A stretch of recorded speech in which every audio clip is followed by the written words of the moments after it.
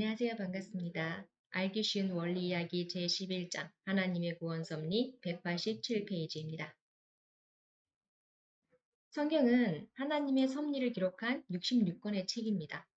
성경의 첫 번째 책인 창세기는 창조와 타락 이야기와 아담과 노아, 아브라함, 이삭, 야곱의 이야기, 그리고 야곱의 12아들과 70가족이 애굽으로 이주하기까지의 내용을 기록하고 있습니다.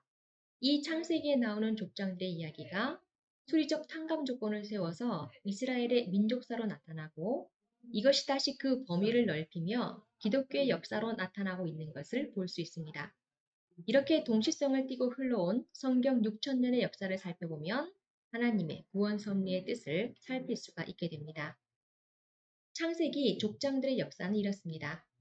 아담부터 노아까지의 1600년, 아담 해와가 타락함으로 시작된 구원 섭리는 아담과 해와의 세 아들 중에 형 가인에 의해서 죽임을 당한 동생 아벨을 대신하여 셋을 세우고 그 계대를 이어 믿음의 인물 노아를 찾아 다시 섭리하기까지 10대 1600년이 걸렸습니다. 노아부터 아브라함까지의 400년, 노아가 방주를 짓고 홍수 심판에서 승리하지만 노아의 둘째 아들 함의 실수로 그 책임을 다하지 못하게 됩니다. 그렇게 잃어버리게 된 아담부터 노아까지의 10대와 1600년을 10대 400년으로 수리적 조건을 찾아 세워 아브라함을 섭리의 중심인물로 부르십니다. 아브라함, 이삭, 야곱의 120년. 아브라함과 이삭은 이삭 번제로 믿음을 세우고 아브라함의 손자 야곱이 형 에서로부터 떡과 팥죽으로 장자권을 찾아올 때까지 120년의 기간이 있었습니다. 야곱과 에서의 분쟁 40년. 장자권을 빼앗긴 형 에서의 분노를 피하여 외삼촌 라반이 살고 있는 하란으로 가는 길에 하나님의 축복을 받을 때까지의 40년에 형과 동생이 서로 싸우는 기간이 있었습니다. 야곱의 종살이와 환고양까지 21년. 하란에 도착한 야곱은 외삼촌 라반의 집에서 가정을 이루고 재물을 모아 하나님의 말씀에 따라 고향으로 돌아오기까지 21년의 종살이가 있었습니다. 가나안에 돌아오는 길에 천사와 겨루어 승리하여 이스라엘이라는 이름을 얻고 자기를 죽이려던 형 에서의 마음을 사랑으로 돌이키고 가나안에 정착하게 됩니다. 아들 요셉을 만날 때까지 40년. 그 후 가나안에 정착한 야곱은 라헬의 소생인 11번째 아들 요셉을 특별히 사랑합니다. 이로 인해 요셉은 이복 형들에게 시기와 질투를 받고 형들에 의해 노예로 애굽으로 팔려간 후 애굽의 총리 대신이 되고 그 소식을 들은 야곱과 그의 아들과 가족이 요셉을 찾아 애굽에 가기까지의 40년 기간이 있었습니다. 창세기 족장들의 역사는 이와 같으며 이 족장들의 역사가 민족의 역사로 그 범위를 넓혀오면서 동시성을 띠고 나타나게 됩니다. 이스라엘의 민족사는 이렇습니다.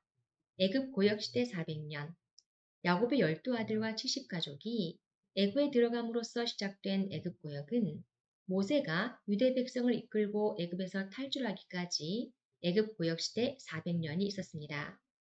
사사시대 400년, 모세를 앞장세워 애굽에서 탈출한 이스라엘 민족은 가나안으로 돌아와 12지파에게 땅을 분배하고 지도자로 사사를 세워 봉건사회 형태를 이루었으며 이후 사울 왕을 세워 유대 왕국을 이루기까지 약 400년의 사사시대가 있었습니다. 유대 통일왕국 시대 120년, 사울 왕의 즉위로 시작하여 다윗 왕, 솔로몬 왕까지 3대 120년이 유대 통일왕국 시대입니다. 남북 왕조 분립시대 400년, 유대 통일왕국이 북조 이스라엘과 남조 유대로 분립된 후 북조 이스라엘은 아시리아에 멸망하고 남조 유대 왕국은 바벨론의 포로로 잡혀갈 때까지 400년이 남북 왕조 분립시대입니다.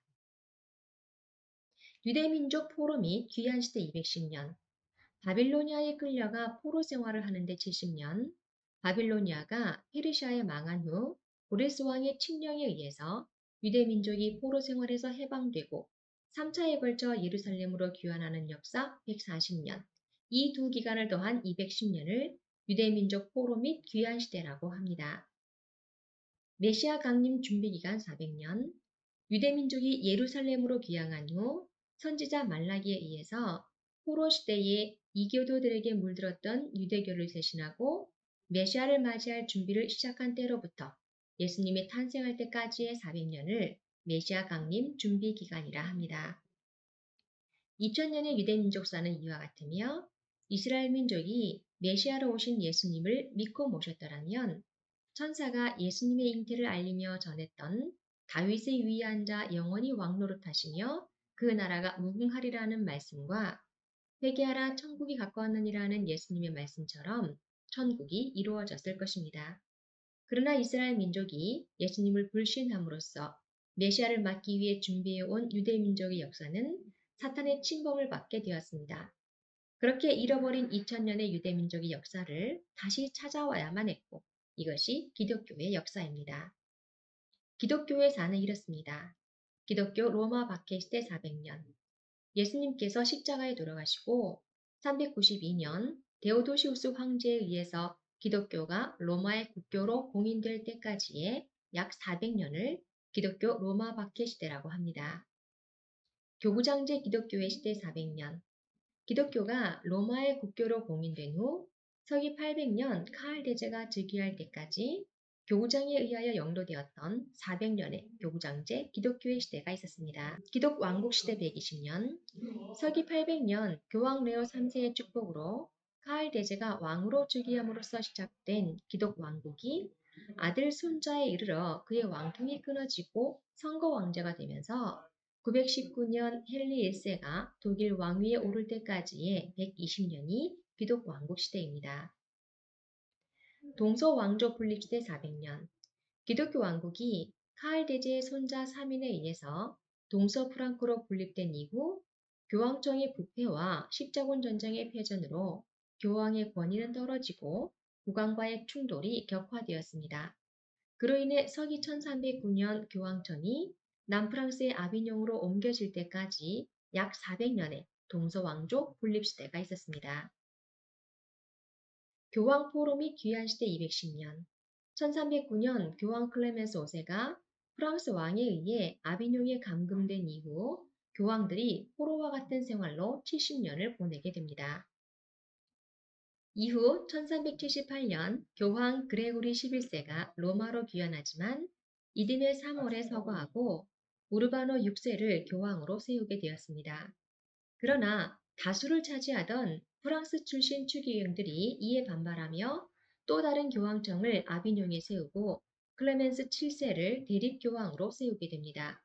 이렇게 서방교회가 분열하여 2명, 3명의 교황을 동시에 두면서 혼란을 거듭하다가 대립교황의 문제를 해결하기 위한 콘스탄츠 공의회를 통하여 1417년 마르티누스 5세를 교황으로 선출하면서 교황권의 복귀와 신앙 기반을 정립하기 시작했습니다.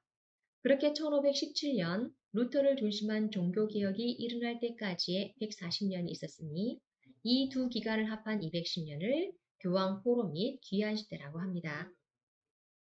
메시아 재강림 준비시대 400년 루터를 중심으로 한 종교개혁이 일어난 때로부터 재림 예수를 맞이하기 위하여 약 400년간의 준비 기간이 있었습니다. 이 기간이 메시아 재강림 준비 시대입니다. 기독교의 사는 이와 같으며 구약 성경이 율법서, 역사서, 성문서, 예언서로 이루어져 있는 것처럼 신약 성경도 복음서, 역사서, 서간서, 예언서로 이루어져 있습니다. 구약 성경의 역사서가 말라기 선지자의 활동까지를 기록한 것과 같이 신약 성경의 역사서인 사도행전에도 기독교의 역사가 첨가되어야 하나님의 전체 섭리를 볼 수 있을 것입니다. 하나님의 6천년 섭리 역사를 보면 각 시대가 동시성을 띠고 있는 것을 알 수 있습니다. 성경에서 보여주는 연수가 실제 역사와 다소 다른 것도 있는데 이는 섭리 역사를 담당하는 중심 인물들의 책임 수행 여부에 따라 약간의 차이가 생깁니다. 성경을 보면 유대 백성들은 자기들의 조상인 아브라함의 재물 실수의 벌로 400년의 종살이를 하게 되어 있었습니다. 그러나 실제에 있어서는 유대 백성의 애굽 구역은 430년이었습니다. 이렇게 섭리 역사가 실제 역사와 다소 상이하게 나타난다 할지라도 하나님의 섭리 역사는 유대 백성의 애굽 보역 기간을 430년으로 계산하지 않고 400년으로 계산합니다.